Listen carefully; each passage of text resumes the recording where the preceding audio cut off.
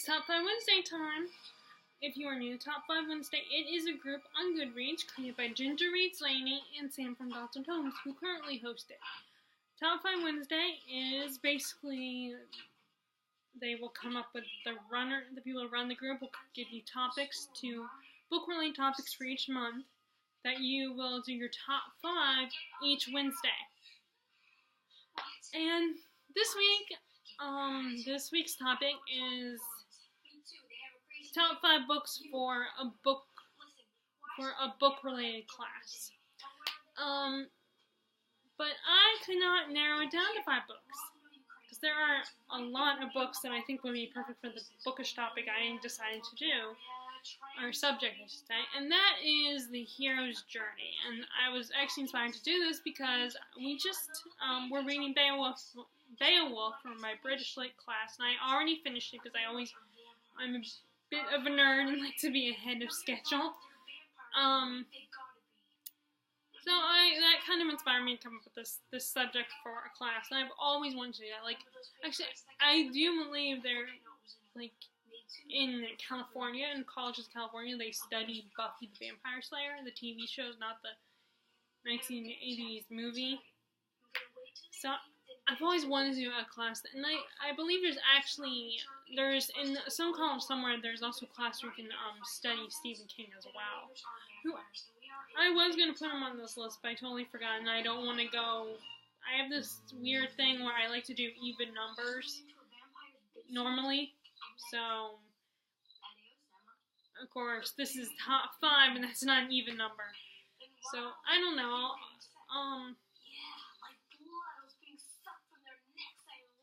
So because I'm lazy, I'm not gonna get up and bring you guys the books. So the first book I chose was that would be on a reading list for this subject is The Hobbit, which is a classic. The first of the book in the Lord of the Rings universe. Well, no, not technically. It's actually a prequel. But this is, in case you don't know, The Hobbit, like I said, is a prequel to the original Lord of the Rings trilogy about Frodo, our hero. It's about his uncle, Bilbo Baggins, the first one to come across the ring, or the first Hobbit, I should say, because he wasn't the first to come across the ring. And it's about his discovery of the ring, but also about his journey with a group of hobbits who are trying to reclaim their homeland. Now, this is the only Lord book that Tolkien's written that I was actually able to read, because Tolkien is just a little bit too challenging for me. I mean, maybe one day I'll be able to read him, especially since I'm trying to get back into reading the over 500-page books more often. Because as I've said in the past, I read Dragonlance when I was a little bit younger, and I was able to read all those books. All the books in the Dragonlance universe. But, the last several years, I was reading a lot of YA, like Twilight, the Lunar Chronicles, because I did read the Lunar Chronicles before I got into book 2, and a few other series. So maybe once I'll be able to read more, but I might one day be able to read Lord of the Rings, the original. But like I said, I did finish The Hobbit, and this has the typical elements of a hero's journey. Like, there's this male character who's going on this quest, and he must find, he has to find something, scraps that. Sorry, I'm having trouble concentrating. I really should.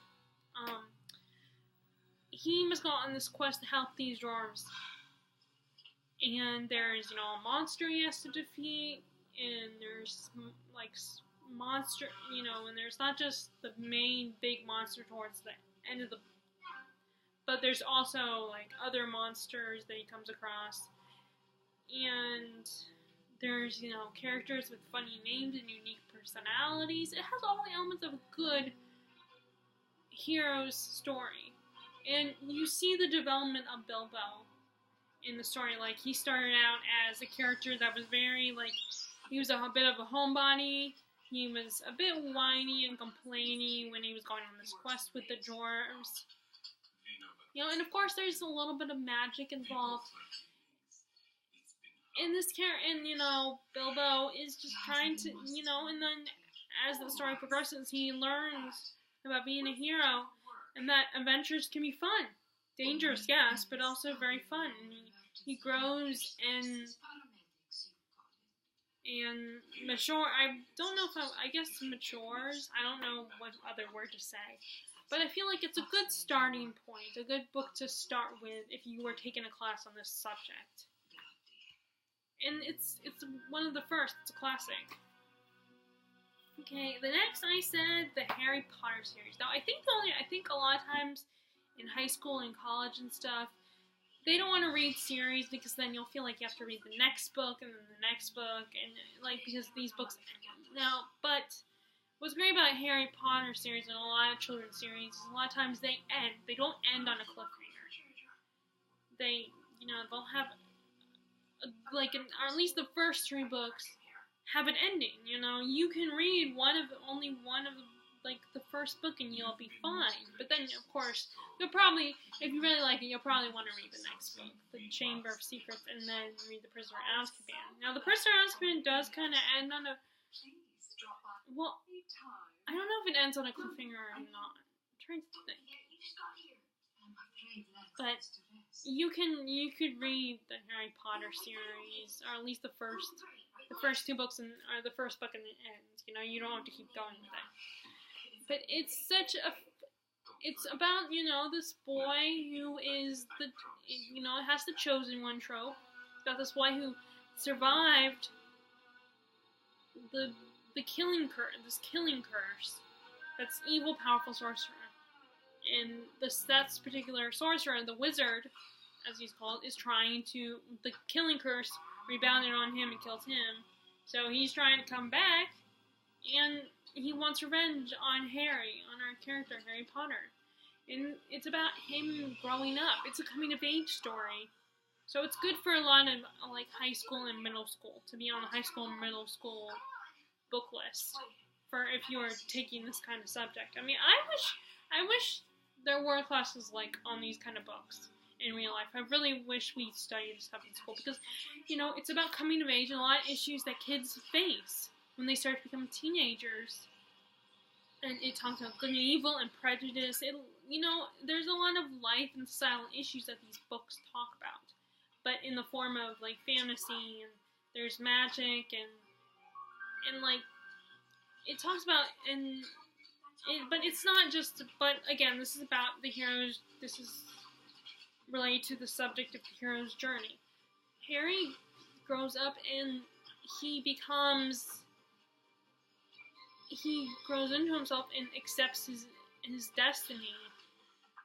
And, you know, like both these books, the characters the characters in the stories aren't as verbose, and they are cliche. They have cliche elements now, but like with Beowulf, there's so much art. You know, it's a little over the top and cliche and over dramatic. But now these stories go for a more subtle approach. Both those. And the hero of the story is a lot like, well, at least Harry Potter, the hero of the story is not some grown man who's ready to face the bad guys and is willing to sacrifice himself. Not that Harry's not, well, actually Harry is willing to sacrifice himself for the people he loves. But he's just a kid, a vulnerable young kid who's very emotional and is being targeted for something that he doesn't entirely understand at first. And, you know, the Hobbit, Bilbo he's not as ready to go fight either.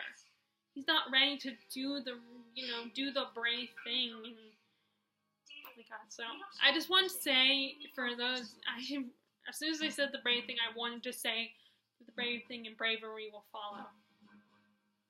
If you guys watch if any of you watched Once Upon a Time, then you'll get where that comes from. But so the hero's journey is the heroes of these stories are a little different than like someone like Beowulf. They still, they still become brave and wanting to do the right thing and protect the people they love, and maybe willing to sacrifice themselves for those people.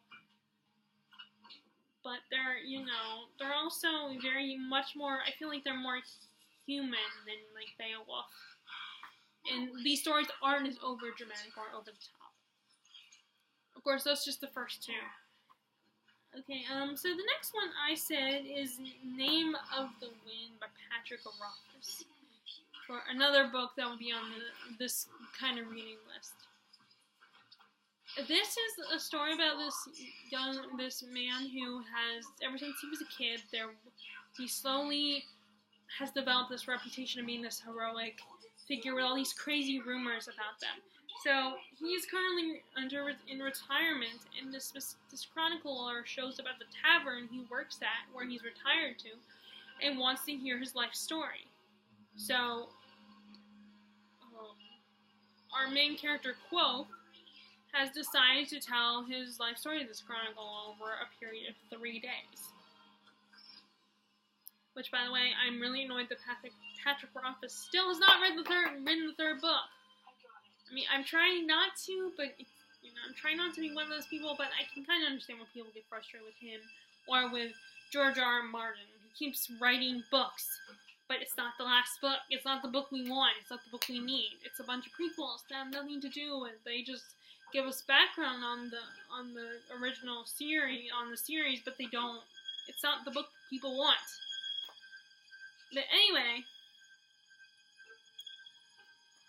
So this is all like Harry Potter, this kid goes to a wizarding school and he learns magic, but he also has battles and must face enemies, or the only kind of enemies that a child would normally have to face. But there is, of course, the big bad. There's this looming threat that he's trying to defeat. But I just realized another book I can say is Daughter of the Forest. I just remembered that. But anyway. So he's trying to overcome all these obstacles, but this one is very unique because it's told from a very biased perspective. That's what makes it really interesting, because this character is narrating his own life story, so he'll exaggerate and make himself look a lot cooler than he really is. Or at least than he might be.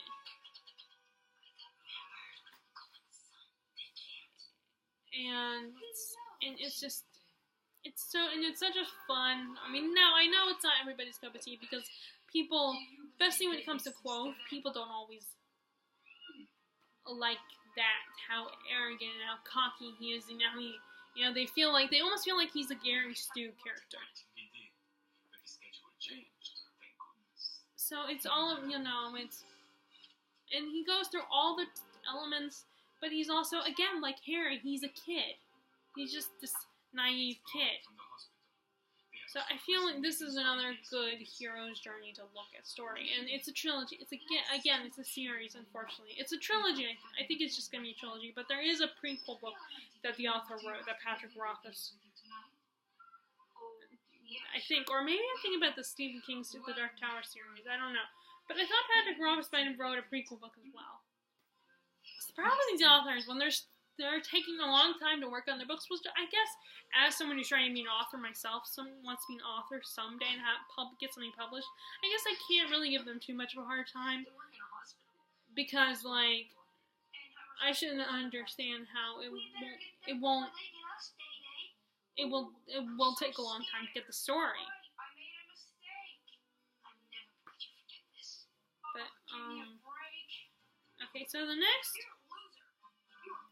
I was trying to come up with a bunch of female stories about female heroes, heroines, and like I said, I just thought about The Daughter of the Forest, which is another good one, another one that should be on the reading list.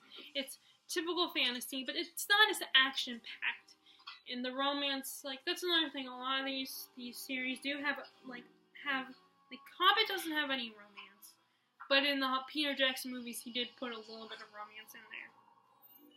But of course, the Name of the Wind and Harry Potter, we're dealing with teenagers, so there's gonna be some romance in there.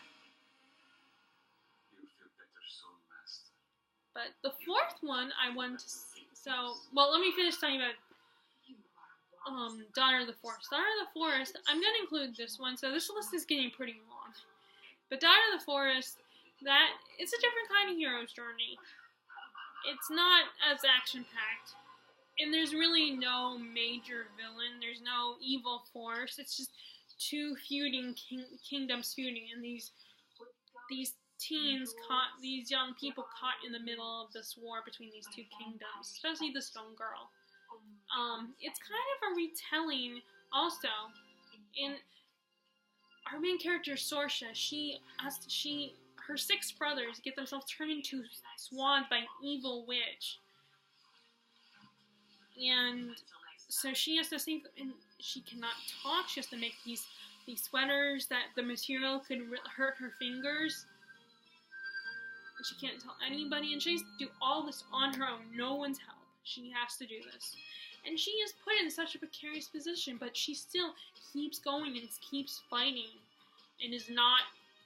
And even when she is captured, held hostage by these people that are the enemy of her kingdom, she still fights. And she's still not afraid and will keep going and what's unique about this one is, is like I said, it's not as action-packed.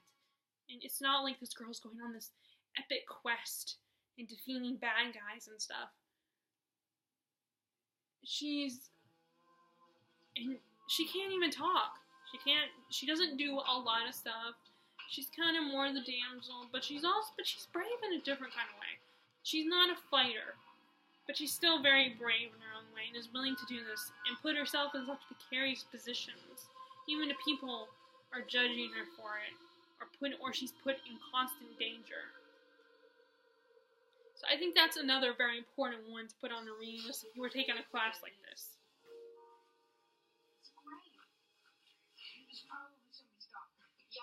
So the original number 4 that I was going to talk about was Cersei, which is it's not exactly a retelling, but is the story of a main character in one of the original epic fantasies. It's the story of the character of the witch Cersei, who are the hero of the Odyssey. Goes on this quest and runs into this witch and is stuck on this island. It's on this whole island for a year.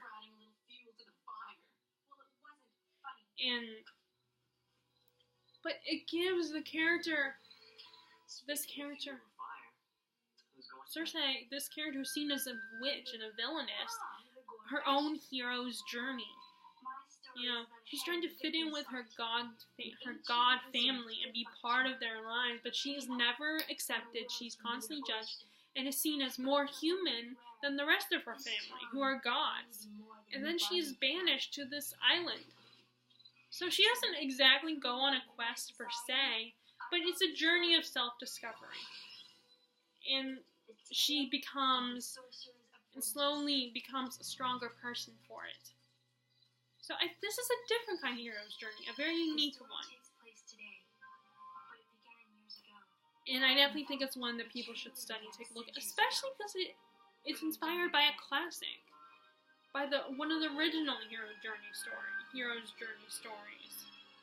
So I think it's important to give that story, and it gives you a whole new perspective on the original material. Of course, some people might say that it's very feminist and like trying to make women look superior to men or something like that, and it's just told from a different perspective, a feminist perspective, and I don't think there's anything wrong with that. Of course, you're thinking, oh, of course you don't think anything's wrong with that because you're a woman, but it's actually a good book, not just because it is a feminist book and that it's about a woman, but just I really like Madeline Miller, and I like the story, and like I said, it is a hero's journey.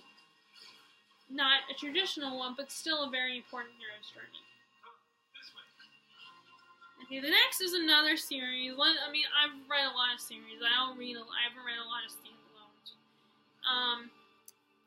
And that is the Lunar Chronicles by Marissa Meyer. And what's interesting is about this one is it's not only a hero's journey, it's a sci-fi retelling of classic fairy tales. And it gives the princesses of these stories, or the females, because not all these girls are princesses, they get to be heroes. They're not just the damsels in distress. They're not just the nice ones with the pretty voice who get the guy's attention and must be rescued by the guy. They actually get to be the heroes of their own stories. Like the first one is Cinderella, and she's outcasted and different, but she is the one she gets to defeat the bad guy. She goes on the quest. And then the next one is the next one is in the second book. It's about Little Red Riding Hood, who's not a princess, but she gets to be a hero, and she gets to be the one that slays the wolf instead of the huntsman coming to rescue her. And then Cress is Rapunzel, who, yes, she was a damsel in distress, but then she gets to slowly become a lot braver and stronger and get to help save the day. And she's also very smart. She's a genius. She's a tech genius. And then you got Winder, who's a little bit crazy and loony, and she's kind of a little bit closer, but she's also a lot braver than given credit for, and she understands things. She's a lot wiser than most of her people think, because she's a little on the loony side and has refused to use her gift that controls brain, manipulates brainwaves. She refuses because they can hurt people, and she doesn't want to be someone who controls people. So these girls get to be heroes, and I think it's very important in this day and age.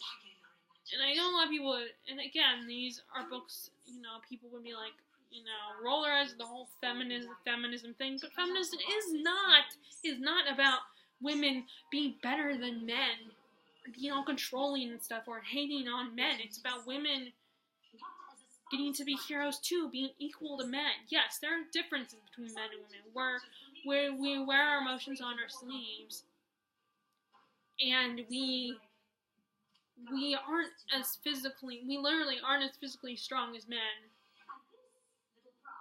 But you could be heroes too. And now I'm thinking about that song from Moulin Rouge. But so I think it's very important to read books about female heroes. And what's good is now they're writing a lot more books about female heroes and stronger women. And there are so many, but I was trying to keep restricting my list, and unfortunately I went beyond five for these books. So the next two of these are actually just authors that I think would be good should be on our reading list, and I couldn't pick. Of course, I've only read one. This first author, I've only read one book of theirs, but I'm sure all their books are great. Well, I also should include Robin Hobb.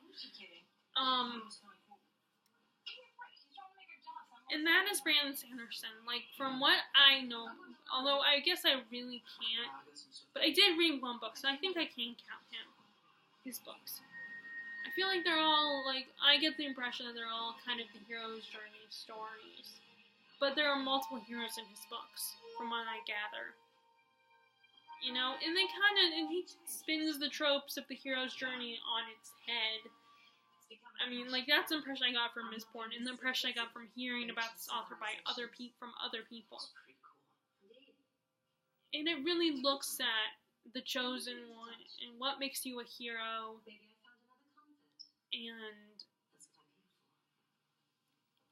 you get to, and it's a bit of a coming of age story, and these characters they're not going on these quests, but they get to, defeat the bad guy.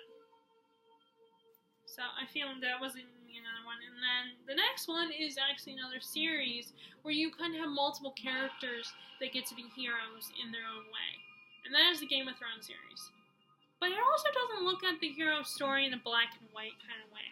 You don't have characters that are just heroes and characters that are just villains. You have it's a more complex version of the hero's journey. in these hero stories. You know, these characters aren't perfect, they're not all heroes, and the villains aren't all villains. They, you know, they make bad decisions, but they make good decisions too. And they get to be heroes in small ways. As not just big, extravagant ways where they're slaying monsters and stuff like that, although in fantasy, a lot of times that's what that is about. But it's so much more than that. It really looks at the complexities of that and what makes a hero. And it shows how much the hero's journey has evolved over the years. All these stories, I feel like, kind of reflect how much the hero's journey has changed and evolved. And of course, if this was an actual reading list, I feel like they would assign these, like, they would try to get a variety and, like, older hero journey stories like Beowulf, and then, like, get up to modern, how it's changed. Like, and that's actually when I write my essay for Beowulf, I was thinking if what the papers she gave us weren't the topics she wanted us to cover, I would like to kind of look at the hero's journey. Although I guess there is a kind of a question about that, about the hero's journey, and asking, is Beowulf a hero? And then the next one, because I would like to mention one more author that I think really kind of is. I'm looking at it. I read one for books, and I think she kind of reflects that. But I'll get to her in a minute. So the original last one I was gonna say was Leigh Bardugo's books. It's a bit younger, like just like Harry Potter. It's, you know, about a teenager who discovers she has powers, and this character, you know, she comes into her own. I was a little disappointed though in this particular Leigh Bardugo's the Grisha trilogy because like, I was a little disappointed by the ending like everyone else. I didn't want to be disappointed, but thinking about it, I kind of was how it turned out. But then at the same time, it's what the character wanted. It's what made the character happy. Not what the audience is happy. It's not what the reader wants. It's what the character wants. Authors make these characters. They're not for, I mean, yes, they're to entertain us, but they're not going to do what we want them to do. You know, just because it's what the reader would want, you know. And that's the idea. You want to make the characters so real that their decisions will be very different from the author's and the reader's decisions. That is what makes a good book, I feel like. So, and obviously it's not my all-time favorite. Her Grisha series isn't my all-time favorite, but I still think it reflects the hero's journey. And this young woman discovering who she is and being tempted by dark forces and, you know, that could be seen as evil, and how she, you know, as she has to face all these obstacles, and how she ends up being the chosen one, and how she's the one who has to sacrifice herself and fight the bad guy, and that conflicting decision. And I think it's definitely important to read more books about about young people being heroes and how conflicted they are, because they want to be selfish and not have to deal with this, but then at the same time they're trying to, you know, be willing to sacrifice themselves because the people that they love are in danger. And then the next one I was going to say with Robin Hobb. The next author I was going to say was Robin Hobb. I've only read one of her books. But again, this is a book I feel like I'm gathering that this is also going to be about this young boy Fitz getting to be a hero. And it's about his life and him growing into this role. And again, we're dealing with a very young character who is being thrust into this and having to make these tough choices and trying to be as good of a person as he can be. And again, I feel like it's a very important book to, like, it's again an important book to read if you are taking a class on the hero's journey. So I hope that was a good top 5. I don't know if it was or wasn't. I mean, I just kind of went with it. If you guys like this video, well, first, if you guys like this and you want to do it yourself, go for it. You don't have to join the Goodreads group, but if you want to, I'll post the link to the Goodreads group below. But you can even just do this just for fun if you want. So if you like this video, be sure to give it a thumbs up and click subscribe if you have not already. And I hope, as always, that you guys are enjoying your reading, and I will talk to you all later. Alright, bye!